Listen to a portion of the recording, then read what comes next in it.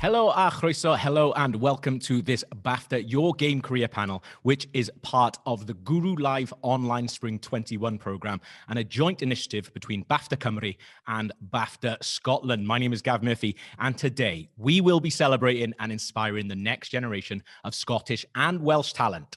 There's also a load of other special panels and masterclasses on this week, so make sure you check them out. These virtual events are amazing, and they're part of BAFTA's Learning to Work share expertise from film, games, and television with audiences far and wide. So make sure you check out BAFTA.org and BAFTA's social channels for more activity and news. You can join in the conversation. You can say how handsome we all look if you want by going on social media at #GuruLive. Ask your questions as well. Please send them in via the Q&A function on Zoom, and then we'll pick some of the best ones then to ask at the end. Closed caption is also available now, which you can turn on at the bottom of your screen, which is amazing. Yeah, so you should know exactly how to do that now. So finally, let's meet our amazing panel of developers. So we've got David Banner, Managing Director of Wales Interactive. We've got DL Barnes, who's Senior Game Engineer at Outplay. Zoe Sams, who's the Tools Programmer at Rockstar North. And we've got Erin Stevenson, who's a 3D animator at Puny Astronaut. So everyone is there looking amazing. I'm going to kick things off by asking each of you to introduce yourselves by telling us what you do and what a typical week looks like for you. So Dave, do you want to take us away? Yeah, so hi everybody.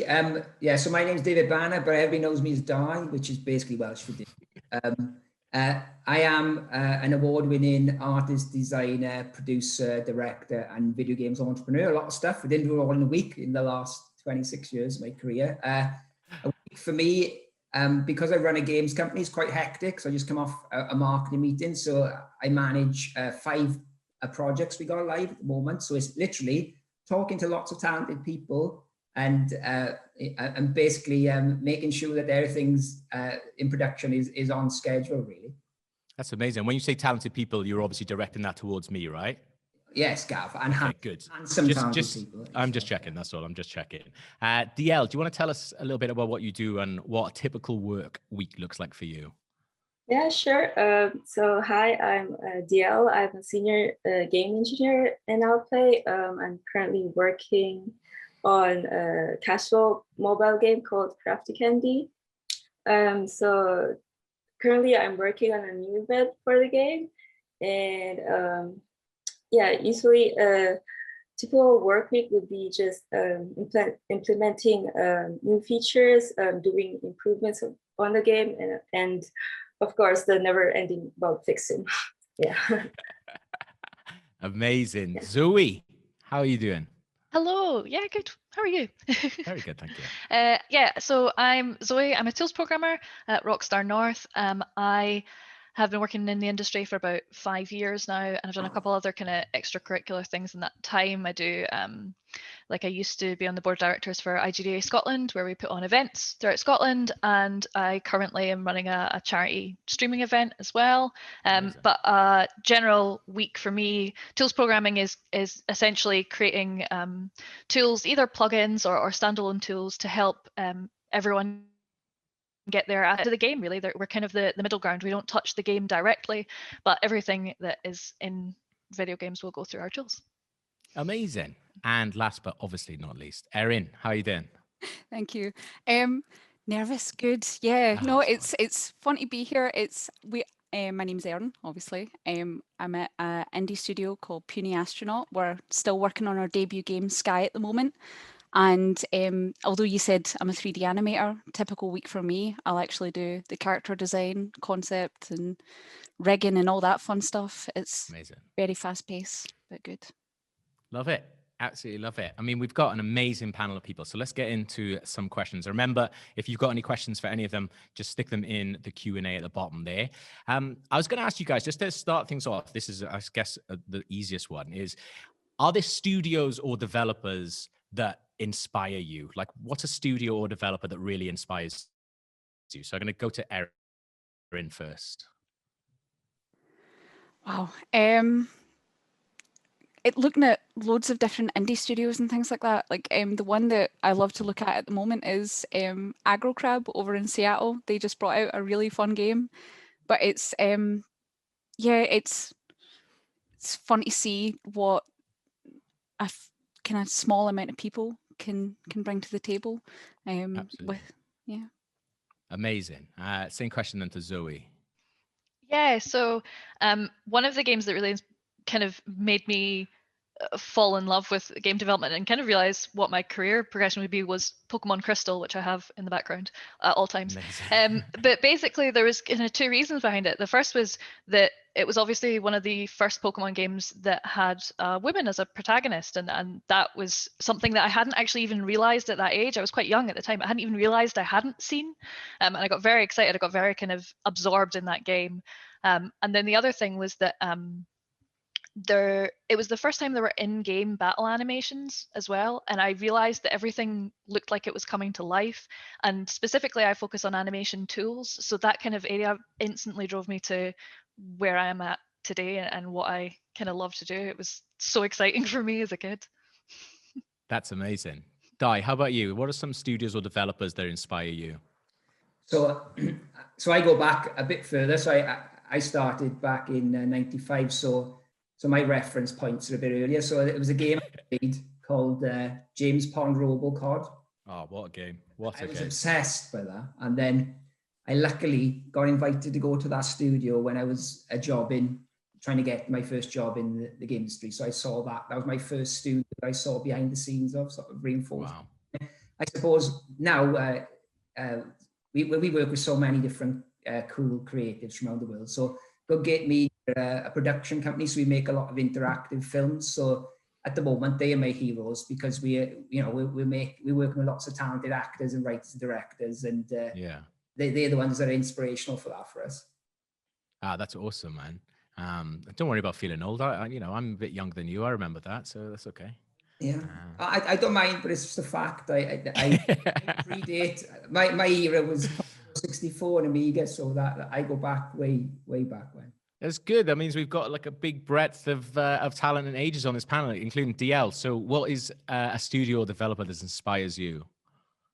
Right now, it's Larian Studios, because I played one of their games, Divinity Original Sin, and it really gave me like a very good experience. It was really engaging, and so I played that with my friends at uni when I was doing my master's, and I just can't imagine how much work that have gone into that game. So yeah, it really inspired me to push on the path of game development. Amazing. I know like everybody's journeys into games are very, very different. But I'm going to go to you, Erin, first for this. To you, Zoe, first for this. And like, what key attributes do you think people should have if they're thinking about forging a career in games, do you think? It's a good question. I think a lot of people assume that if you want to make games, you need to have known that was always what you wanted to do, and that it needs to be something that from like a young age that you had like solidified. And I studied musical theater before I did games. That wasn't like in my initial career path. I didn't even know games were something you could make. And so a lot of the time people think they need to have been programmers for 20 years before they actually even get a job. But the most important things I think to focus on are actually your communication skills and things that are very often considered soft skills, because what you will be doing when you're creating games is talking to people all the time. You'll need to be communicating with different teams. If you're in AAA, there's lots of people around that you need to be communicating with, working with. But even if you are a solo game creator, you need to be able to talk to people in marketing. You need to be able to get the word of your game out. Like any kind of communication that you can have and connections with others is super important. And I do think that comes maybe even first before any of the technical skill. I think that's just so important. Absolutely, that's amazing. So we go to Erin then for the same question. Good. Okay, because I was just thinking like everything that and more. Yeah, because it's you know, a little bit of enthusiasm to try and get your ideas across, and more so than anything with the communication side of things, it's everybody around you is maybe even been through the same problems that you have, and it saves you scrolling through Google all the time, where you can just talk to someone across the way or someone that you met at a conference or something. It's great, and everybody likes to talk to each other as well. Yeah. Awesome. DL, what do you think the key attributes for people who are starting out in games should have? Actually, kind of the same with what they have said. Well, coming from an engineering perspective, I would one has to know how to communicate technical things in a way that non-technical people would understand. Because you need to get everyone on the same page, everyone on your team on the same page, so your project goes in the right direction. So yeah, communication is really important. Amazing. Di, you got anything to add for that one? Yeah, well, honestly, the points everybody's raised there are spot on. I would say passion is a big thing. Obviously, my core skill is that I could draw. I was an artist. Right. And I connected that skill with my hobby, I suppose, which was making games. And I thought somebody's got to make games somewhere. Perhaps I could do art for games. Yeah. Whatever your skill is, and there's so many different, it's a broad range of skills needed. Like you said, like Zoe said, everybody thinks you've got to be a programmer. I'm not a programmer, right? My skill is I could draw, I could design, I could communicate, right? So even like accountancy can be a thing in games now. It's whatever you there's going to be a role that you could fit into in games. So passion for games is important. And the other thing I would say is initiative, right? You've got to use initiative to get to where you want to be, but you haven't got to be in one fell swoop, but you've got to maneuver over that career. Like you said, Zoe started in musical theatre, and that's not what she does now, So it's about moving into areas and upskilling, I suppose. I love it. Can I I think add something else? Sorry. Absolutely, yeah, go for it. It was just when it was talking about Google and things like that as well, and an initiative. I think it's important to know how to learn, and that, because you, speaking like from a programming point of view, but I'm assuming it probably applies to other disciplines as well. Nobody expects you to know every single piece of programming knowledge and every syntax and every language. And even if you have known that in the past, no one expects you to retain all that information as well. You have to be skilled, sure, but we're human beings. Sometimes that knowledge does get lost. You can ask what you think are silly questions. You can research them. You need to know where to look, things like that. That's also an important skill. Absolutely, yeah. I feel like I'm 35 now, and everything that I've ever done, I've always had the confidence to just go, I actually have no idea what's going on here. Can someone please explain it to me? And I think that is actually a really good trait. It doesn't, you think it would make you look sort of weak, but it actually doesn't. And then you don't end up, in a situation that is going to be infinitely harder then, I think. I know everybody's obviously it's sort of different, but Di, what do you think new entrants should expect their first couple of years in games to look like? Well, again, like I said, it's so diverse now. Like I said, there are courses now.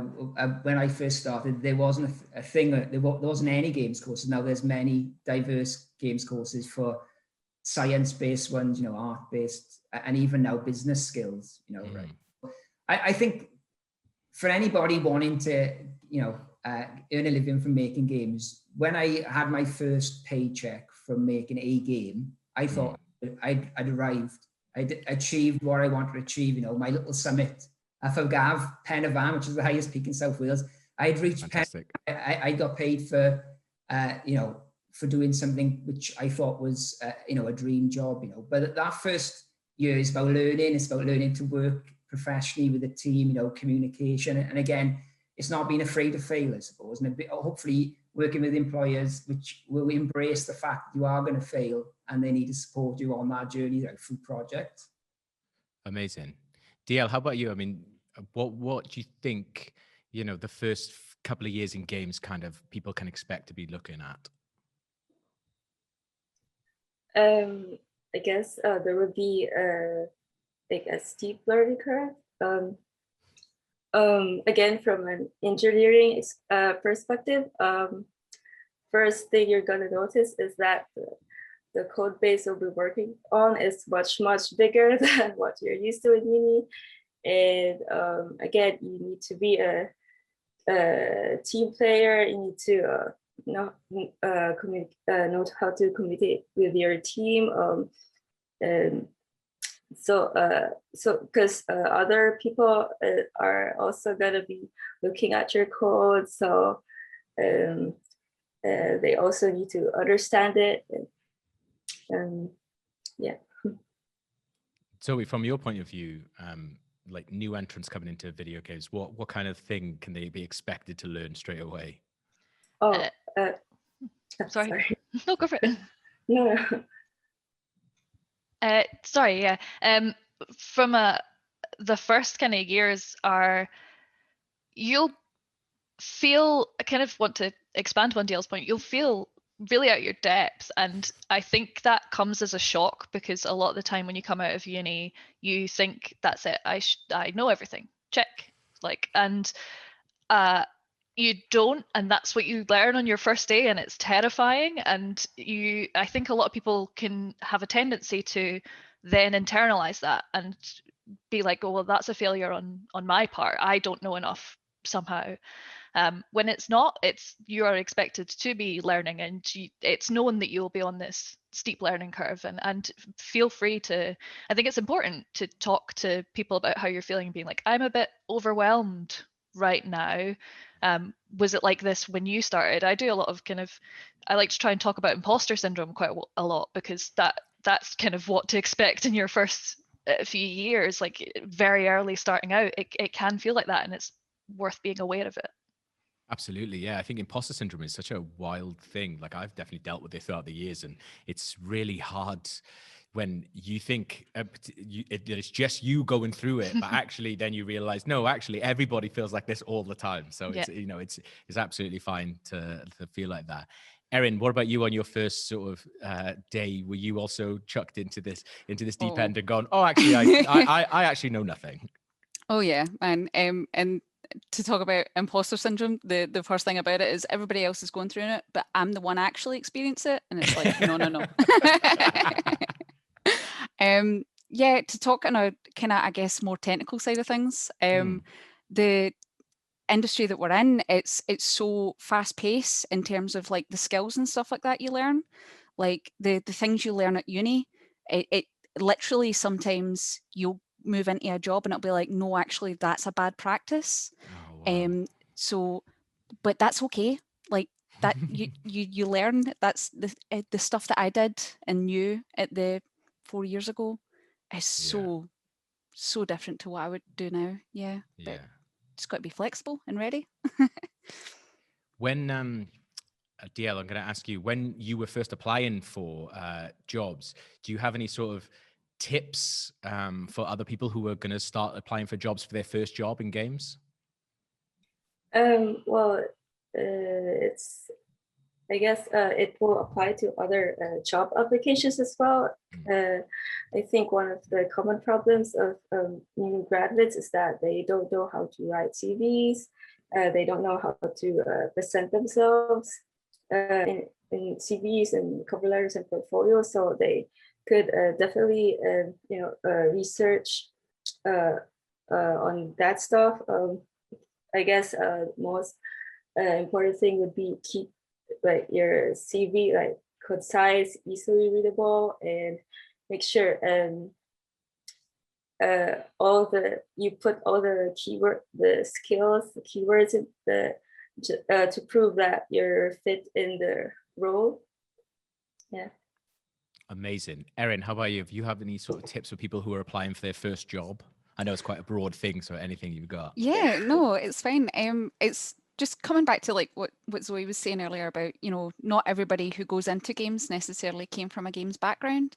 But like if you can find some way of having a little example of, if you do a game jam on a weekend, you know, having something in your portfolio to show you kind of know what you're talking about. It's just such an easy thing to look at and be like, yeah, no, that's great. That's a really interesting thing. Like, is it become, would you, I mean, as people who are bringing on people into businesses, would you look for that as sort of as an example of someone go, oh, well, that person's obviously passionate because they're doing stuff in their own time? Or yeah, for sure. Yeah, and it's great. Like, speaking from the animation side of things, there's so many people who do like animation for films and stuff like that, but it's such a different field, animation for films and animation for games. Like, it's just, it's nice to see that extra level of understanding. And yeah. Amazing. Zoe, how about you? What are some of your tips for people who are just starting to apply for their first jobs, maybe?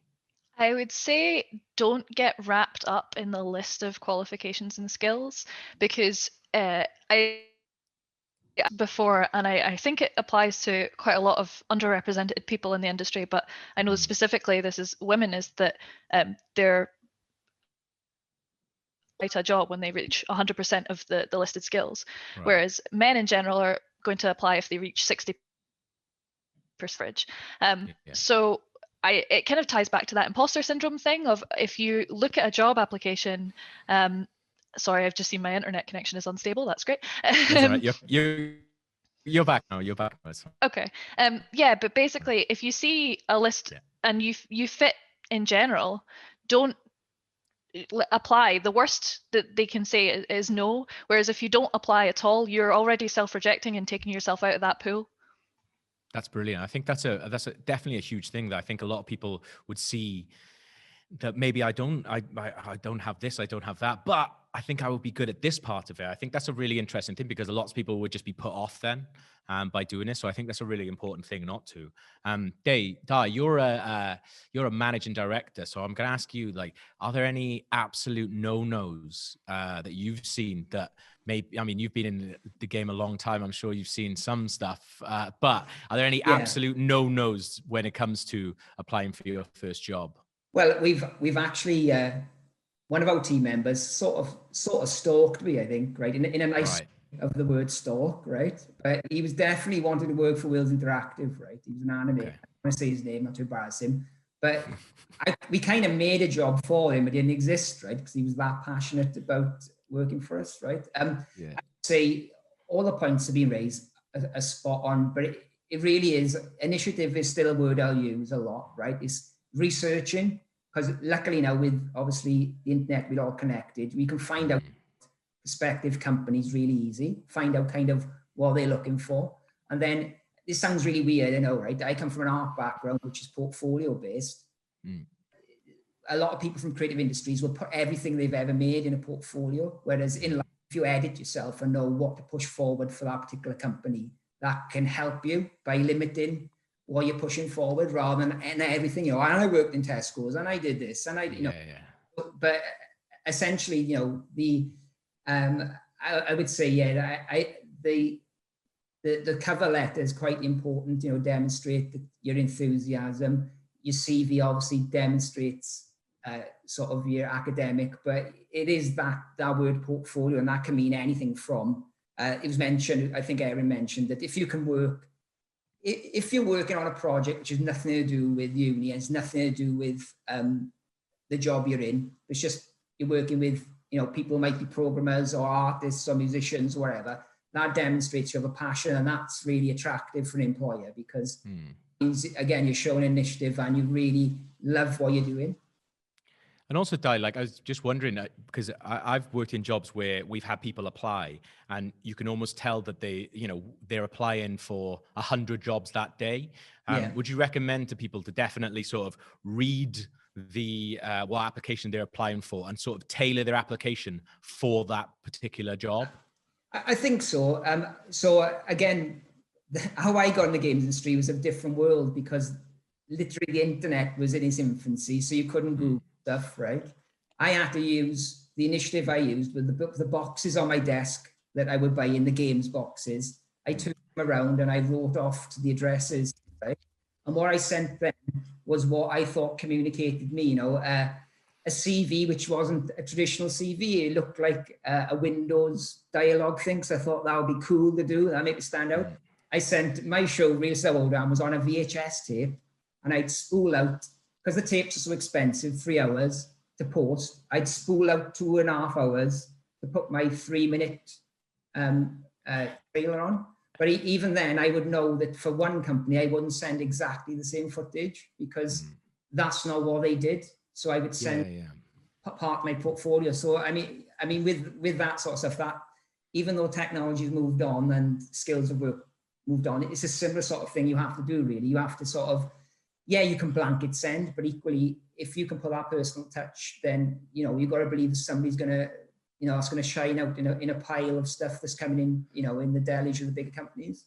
Absolutely, yeah. I mean, I have a friend, and he's doing very well now. I think he applied for a job, his first job as a developer, and he wrote a rap for his CV and a music video, and that's what he sent in. Have you ever had any raps sent into you guys at all? I think that's a resounding no. But I mean, don't let that put you off. That's absolutely fine. I wanted to ask you, Zoe, with regards to streaming, because you mentioned streaming before, how much has sort of streaming changed the way that you guys look at making video games now? Sure. So I can't speak entirely on my part because I don't have much in that sense. But I think in general, streaming has become such a massive way of marketing your game. Is this idea of, like, I see so many. I've got a lot of friends who are indie developers as well, who and some that run production companies and marketing companies, and a lot of what they do is reach out to streamers to be able to create a relationship with them early on in the process, so that when their game comes out, they're like, yeah, we can give you keys for this and things like that. And I think an important thing to think of if you are making a game yourself as well is what is, like, if that's a market you're trying to hit, really, then what is it that you like, what's watchable about it, what's entertaining as well in a game factor? Can you make sure that there are gaps and breaks for a streamer to kind of take what they have and run with it, usually? But I do think it's like in the last 5 years in particular, the rise of streaming has been so interesting in watching how differently everyone interacts with games, and how you essentially get viral games now for periods of time. It's really fascinating to watch. Absolutely, yeah. I was just going to ask this. I'm going to go through all of you and ask this, but I think a lot of people who are starting out in games, maybe they've just done a degree and they're fresh out of uni. I think a lot of people, look at applications. I certainly did, and I would look at applications, just go, it would ask for X amount of experience, and that can be such a hard thing to look at, because you go, well, I don't have any experience because I've never worked there, but I can't get this job because I have no experience. So Erin, do you think that how can people sort of get around that barrier? Or how did you get around that barrier? I was going to say my instinct is just to be like, ignore it and go for it anyway. But right, yeah, you're right. It's I don't, like, we personally aren't really looking for too much experience for a lot of the positions that we've been asking for. Like me personally, I came out of a competition that formed a team. So I guess I never really went through the official hiring process. But it's interesting the amount of people that I see coming through who are so talented and don't have that previous experience. Yeah, I want to stick to ignore it. Can I stick to ignore is great, but I guess it goes back to what you're saying as well. Is like, if you don't have any official experience, make your own experience as well. Like, go along to game jams and things like that. I think that's kind of what you were trying to say earlier. 100%. Yeah. Amazing. Yeah. I think as well, like, you don't need to necessarily make that the same amount. Like, you don't need to go to 3 years worth of game jams to do anything like that. But I know that from my point of view, the role that I applied for didn't exist when I worked there. I just emailed because I'd seen that there was a role online that was a tools programmer, which was above kind of where I was at. It was a mid-level role and I was just a graduate and just starting out. And I emailed the recruiter and I was like, hey, this is pretty much exactly what I'm looking for, but I'm not qualified, like I'm a junior. And they said, okay, well, let's talk. I'll talk to the team, see if they'd be willing to take on a junior instead and things like that. So always just reach out. Like, I completely agree with Erin. Ignore it. Like the kind of years of experience is kind of just I don't know, sometimes it doesn't sit right. Look at the skills a lot more and like, oh, do I know the language they're asking for? Have I done projects in this before? Am I this kind of person? And see if that suits and fits with you better. Absolutely. That's amazing. How about you, DL? Did you have much experience before you went into your first game job? Well, I've been an iOS developer for 7 years before I shifted to game development. So I did have some programming experience, but what I would like to add to what have already been said is you can overcome that barrier by building a strong portfolio.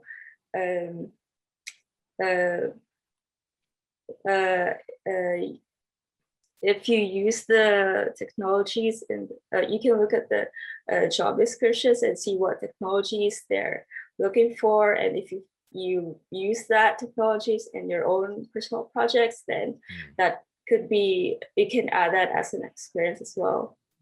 Incredible. And Di, like, you know, as a managing director, would you be put off by getting an application from someone, you know, oh, they don't have this amount of experience, but you can quite clearly see that these people are talented? Now, the small companies are slightly different. We don't use the CV. So bigger companies will use the CV in HR to already ask people, right? Right.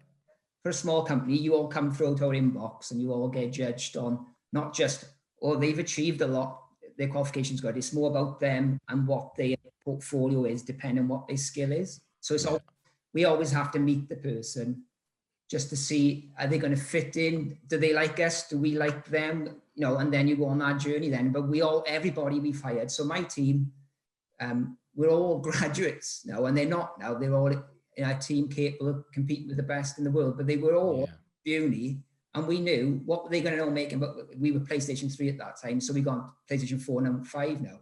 You know about those platforms, nothing, because we've got to learn, you know, and that will move, and that will happen, you know, as we move forward with that. So I mean, it's one of those things that they are markers, but it comes down to enthusiasm, passion, and what your skill is for us always, you know. Because we want you to add value to us, and us to add value to you, you know, you go through in your career. And the other thing I will say as well, I'm called, like, so basically, right, I own my own company, right? So I'm a great example of this. Sometimes you got to hire yourself as well, you know. So the reality of it is, I got made redundant 3 times in the games industry, the industry I love, right? One time I got made redundant after having our 3rd consecutive #1 game, right? So the industry is ruthless, but equally, if you're project-based, which I am, I don't need to be paid by somebody to define what I do. I like in things, right? Writing stories, video games, whatever. I'm, you know, as an artist, I even did this monstrosity sculpture on the side here. But the point is, I'm a creative beast that likes making stuff. So sometimes back when I was younger, I was getting paid by people, the job, you know, but really the reality of it was project-based. So no matter what happens, I'll always make something. And as it happens, some of those things we made, we end up making a company out of that same energy, you know, of creating something and trying to find an audience and growing it. So, I mean, there's still that route as well, entrepreneur route, as well as being hired for your skill, you know. So basically what we're all saying as well is if anybody is watching this, and reach out to one of these 4 people and they'll definitely give you a job, is basically like, and if they don't, come and speak to me on Twitter and then I'll let them know. That's fine. I'm going to ask you, Zoe, what's the most challenging part of working in the games industry?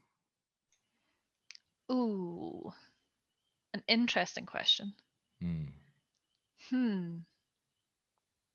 I think in my role specifically, Brilliant. Yeah. There's a lot of jumping around in a day-to-day, like tools programming, you can be working with a lot of languages at once and things like that. So just like a real challenge there is like jumping from context to context and having to have the ability to switch that kind of brain quite often.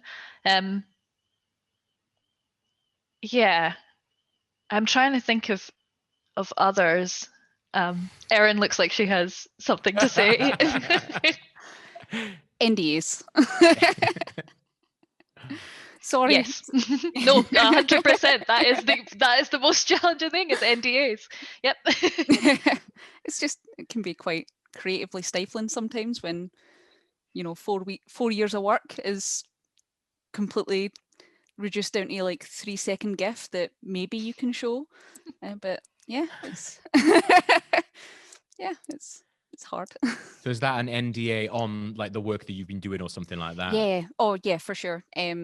It's working on a project for X amount of time and not being able to show it because it's a competitive industry at the end of the day, and you don't want to give away all your ideas. Yeah. DL, how about you? What's the most challenging thing of part of working in the games industry? Well, I would have to say it would be coming from an engineering perspective, it would be having to know and do a lot of math. So I came from not all areas of programming require heavy math, and I came from mobile development. I don't really need to do like lots of math like you would in the game programming. So that's really one of the hardest part for me. How about you, Di? I think all the panel members have touched on this earlier. Actually, it's that because we're platform led, and that changes constantly. Then things that we learn one year, we go around and learn the next year. So it's like, oh, you've got to do it this way, and the next year you say, oh, you mustn't do it this way. So I mean that constant sand that moves underneath your feet, right? I've been doing that. So I got my first PlayStation 5 game out at the end of the month. It's Made a Scare, Gav, which you did. I love it. Brilliant game, yeah. But I started in the game industry when it was Mega Drive, so I've released on PlayStation, which was known as PlayStation 1 now, but I called it PlayStation at the time. Yeah. PlayStation 1, 2, 3, 4, and 5. So wow, the amount of my skills and knowledge have changed that is immense. Do you know what I mean? It's like, and it will continue. That's what I love about the industry as well, is it's the double-edged sword. It's the fact that just when you think you know it all, the next thing comes along and you've got to upskill again and you've got to sort of relearn again. So that's the double-edged sword of the game industry, I think. Like obviously when you know you're probably done with the games industry, when you stop finding things that exciting. Do you know what I mean? Because I think the most exciting thing about video games is, as you say, like, and it seems like you're still excited about it and everyone's still excited about it, like how it just changes constantly. Yeah, which I think is really, really good. Right. Finally, sorry, go on. Yeah. So finally finally on our questions then, before we go over to some Q&A, I'm going to go through everybody. I'm going to start with you, Zoe. Okay. So if you could go back in time and give yourself one piece of advice on your first day in video games, what would that be? I've been thinking about this quite a lot, and I don't know if it's advice or more industry secret of no one knows what they're doing. Yeah, warning. Is this like no one knows what they're doing? I think so often there's quite a lot of publicity of people in the games industry thinks of it as quite a young industry still. And so quite a lot of the people that you can compare yourself to sometimes, if that starts happening, are people who don't seem that much older than you, or might be younger than you, or have different, like less experience or anything like that. And you start going, oh, and it can be a really dangerous road of kind of being like, oh, I should be doing this now and I should be doing that. But in reality, no one it kind of does expand on everything that people have been saying. No one knows what they're doing because it is such a fast-paced industry that changes all the time, and you are always constantly learning, and don't feel like you are the only person that knows nothing. Because the first few months in industry, I asked basically no questions because I was scared of being found out and being told like, oh, you know nothing, you don't deserve this job, bye. I think that's the really scary thing. I think that's about being an adult. It's like when you're a kid, you think that adults have got everything worked out. And then you just go, well, I'm 35 now and I still know nothing. And I'm still learning stuff every single day. I think, to not be afraid of learning that, I think is quite scary. DL, how about you? If you could go back to your very first day and give yourself one piece of advice, what would you do?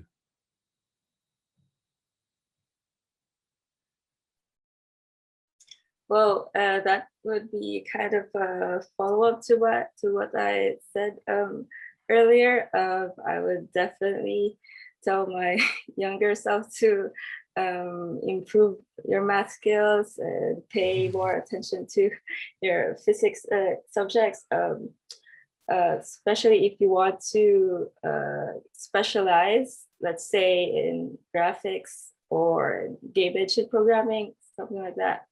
But yeah, as I said, not all areas need those like math and physics. So yeah, there's still a lot to explore. Amazing. Erin, how about you? I don't know if this is too specific, but no, I love it. Go for it. Working smart, not hard, doing like a 2-second thing really well instead of trying to throw yourself into the everything at once. Just build it up. Don't go for everything at once. Yeah. I love it. Di, can you remember back to we're going back now, aren't we? My God, black and white. I would say to myself is don't wear the suit, Dave. Right. So basically one of my family said you need to dress smart on your first day. As a young Welsh guy moving to London, the big smoke, I turned up looking like a salesman, and the team I was in, the programmer had pink hair, the other guy had a Mohican. I thought I probably overdressed you for this, but so I never in the cupboard. I never wore that again. It's been jeans and t-shirts ever since, But looking back on it, it's like I said, I still have the passion for it, So. In hindsight, I won't look back saying I would done anything different. I would just say, keep calm and carry on, basically, because like I said, it is something that I still love making and creating things and selling, new games and finding new audiences around the world. And that hasn't died, all that time. I think that's a interesting thing as well, is particularly early on, is if you get knocked back as well, to kind of not take that personally or not take that as a huge thing and to keep on going. Zoe, I seen you nodding there. But you all will, because it's the same. Again, this has been talked about by all the panelists. Sometimes you feel as if you're the only person going through that, success or failure. And when I do lots of these events, our company's have been on it for over 100 awards. We've won loads of stuff, right? But you don't see the failures are less talked about because that thing is not, people don't, the news stories are either really, really successful or real car crash, nothing in between, the blend, and the reality of it is all of our careers are up and down and we have to sort of roll with the punches. But equally, failure sort of inspires me in a weird way. People pat me on the back is not very inspirational, but people say you can't do it, that inspires me to want to do it. That's always been the driver for me, negativity. Yeah, and completely, you're right about it not being a personal thing. Of I applied with the kind of reach for the stars type thing. I applied for an internship at Pixar. Of course I didn't get it, and I got a rejection letter, and it was very nice, very basic, but also it was I think they were looking for 3 years of experience for an intern. So it relates to all the points we've talked about before today of ignore the experience, just apply, you might get rejected, don't take it personally. I love it. That's brilliant. Okay, cool. So we've had some amazing questions coming in from the people watching at home. I wanted to kick off with this one from Harriet Jones, which I think is absolutely bang on here. And that question is, what advice do you have for people looking to break into the industry where location seems to be a big factor or a barrier? So for people in Wales and Scotland, Erin, I'm assuming you're Scottish from your lovely accent. So did you see that? Was that a huge barrier for you? Yeah, that I think that's definitely a barrier for a long time. But this is the weird time that we're in just now. I think is the perfect time to just kind of go for it, because we are working from home and things like that. Like I know so many people in Dundee who are working for companies in Cambridge. It's definitely a difficult thing, and you move around a lot if you do kind of work project based. But yeah, go for it, no How matter about you, where it Zoe? is. Was Scotland a barrier? 'Cause Sorry, my internet broke up ever so slightly there, it's but I fine, yeah. think it was That's just. the fun of Zoom, man. That's the I fun of know. Zoom. Why does it happen?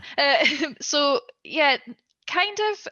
I was in England at the time, and I was kind of down south as well because I was studying for a master's, and I do think that when I was growing up, I thought video games were only made in America, for example. Like it was kind of a thing of, it seemed like a barrier. I completely agree with what Erin says. Now that we are all working from home, there's flexibility in that. It's not saying that every company that is currently working from home is going to be working from home in the future, but there's opportunities for discussion there much more. But yeah, there are also, like in Scotland in particular, there are a lot more companies than you think there are. Like, for example, in Edinburgh alone, there's Rockstar, there's Epic Games, and there's Unreal, just as the kind of bigger names alone. And there are hundreds of indie companies as well around. There's much more than you think is around you. Di, you obviously, I mean, I'm guessing from Wales Interactive, you guys are Yeah, based yeah. somewhere. I am in the Wales. Welsh guy. Yeah. Funny thing is, but my like- business partner's English, mine. But yes, I am the Welsh. Oh no. Yeah. But do you, I mean, have you ever, I think it's definitely a thing in sort of smaller countries, particularly like Scotland and Wales as well, because I think Celtic people can be quite hard on themselves naturally, I think is part of our DNA. But Di, do you think that maybe, Welsh people need to kind of get out of that mindset and go, yeah, we might be a small country, but that means you've got I mean, you guys are based in Wales and you call yourself Wales Interactive. You're very much making a big statement there. Yeah. Honestly, so the last year, I mean, the positive thing coming out of COVID is the fact it's changed employers' mentality on working from home. So now, if you are breaking this last 12 months, I've never seen so many jobs advertised for remote working. So that's a positive for people out there looking to want to maybe not be in the big cities, right? That there now is an appetite not to hire if you're not necessarily based in those cities, right? Yeah. As a guy coming from Wales, though, I had to move to London to get my toe in the door. Once the toe or the foot was well and truly in the door, I knew I was going back to Wales because I loved where I was from. I worked in a team where one of the members of the team, who was sort of like my Jedi master, and I was his Padawan, he lived in Richmond, he worked in Putney, he went to school in Kingston, he'd never moved within 10 miles of his life because he didn't have to, and he loved where he was from. And I realized I'm from the Rhondda Valley. I loved it, but it's supposed to be the most deprived place in the UK and wherever, right? But I still live here.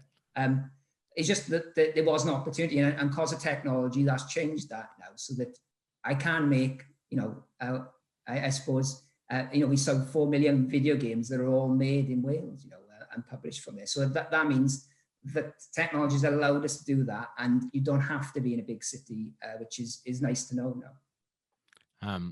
Made me feel really bad about coming to London and not leaving for 14 years now.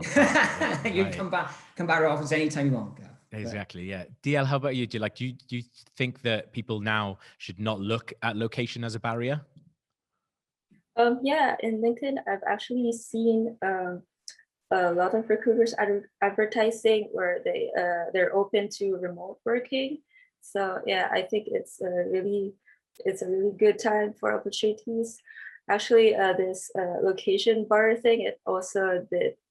It was well, it's not really a problem, but it's like a hassle because a lot of companies on your final interview, they would request an on-site interview. So there was a time I need to travel from Dundee to London just for an interview. So yeah, but considering that most companies, they're still working from home. So I think this is a really good time.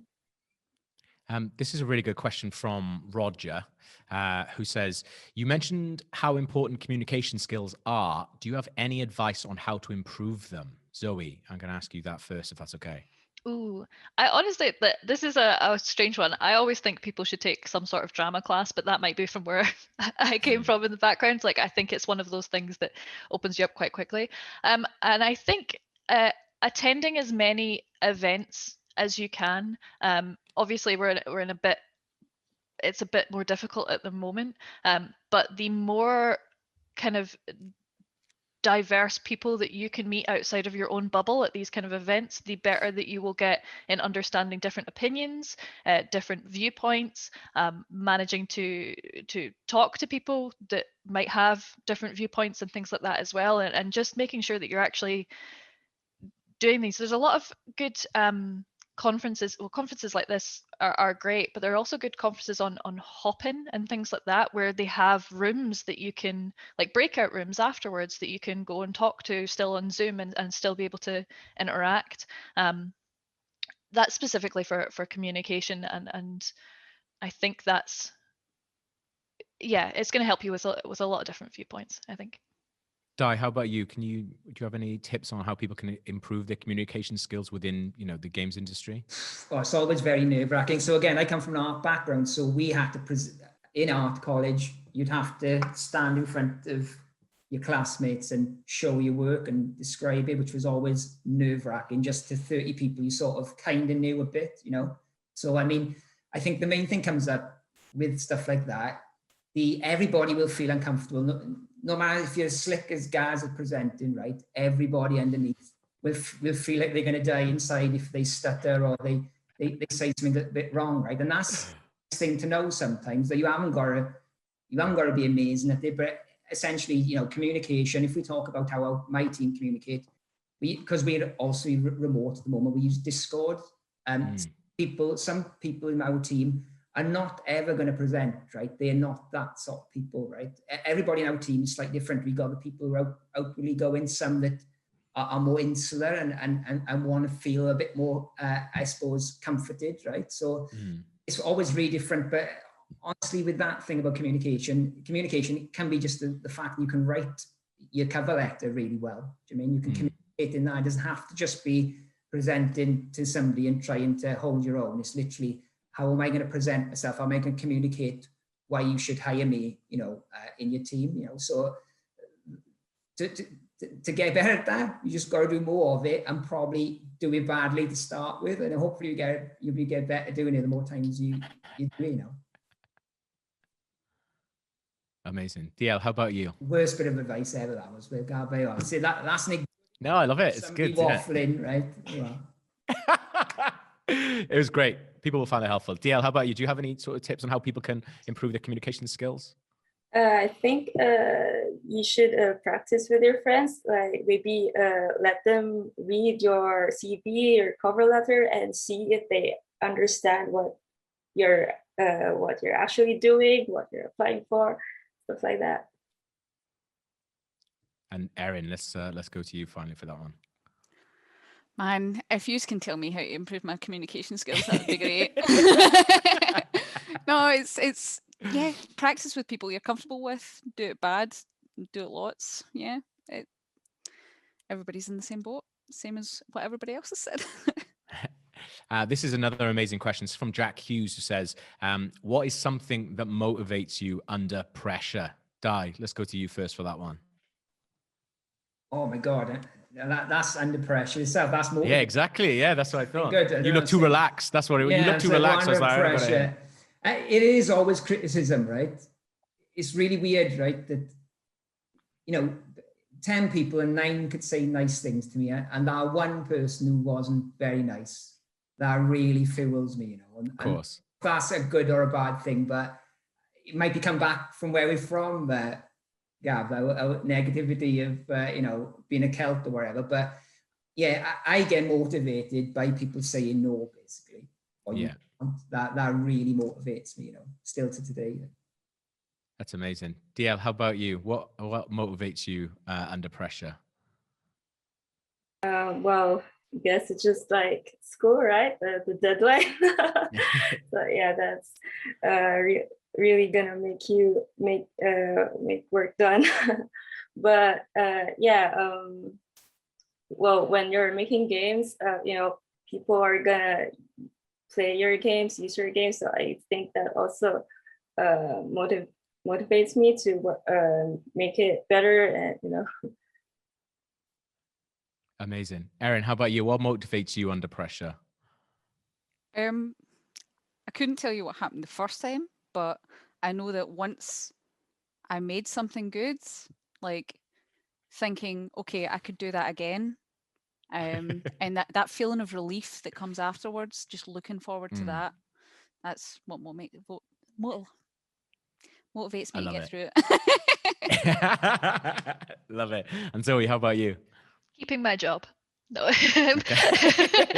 No.